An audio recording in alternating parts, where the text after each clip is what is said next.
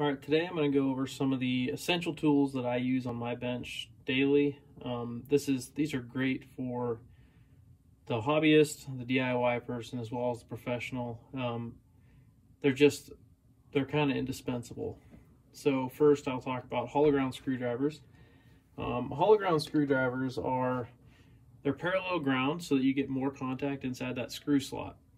That prevents slipping, that prevents you marring up that screw, and worse yet, slipping out and scratching a firearm. I like the Brownell's Magnetip set. It's expensive, but all the tips are replaceable, so if I need to grind one for a specific use, I can, and I don't feel bad about it. I can buy a new one. They're also warranted, so if you break one, they'll replace it. I actually have a whole little drawer over there of just ones that I've ground for specific uses that I'm constantly regrinding or using for other things.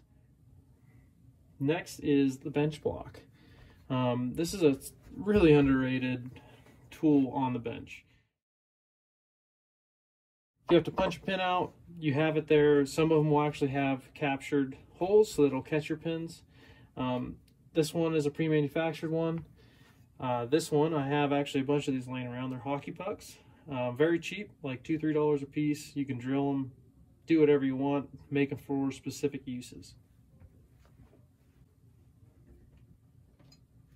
As far as punches go, I actually use more steel punches than I use brass, just because if they're polished up, they don't tend to mar things up. You just got to be careful with them and know what you're doing.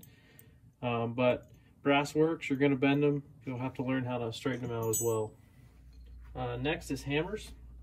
I like a 2-ounce, a 4-ounce, and then a nylon tip and brass tip hammer.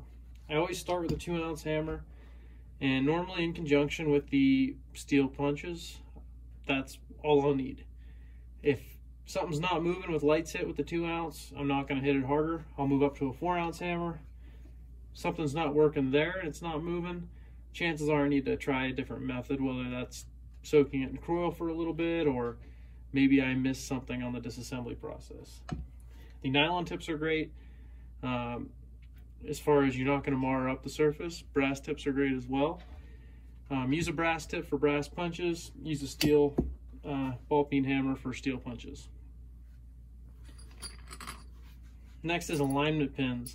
This 3-pin set through Brownell's, I think it's about $15, but it saves you so much time on reassembly when you're fighting spring pressure or any of that. It's well worth the cost. I mean, I'm not kidding, I probably use it for just about every reassembly.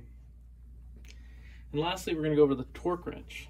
If you're primarily working on handguns, I don't see it necessary that you need one of these. It's more for if you're mounting scopes often or trying to get the most accuracy out of your guns. I really like a torque wrench. I've done some pretty cool tests on 22s and just seeing how much it shrinks groups.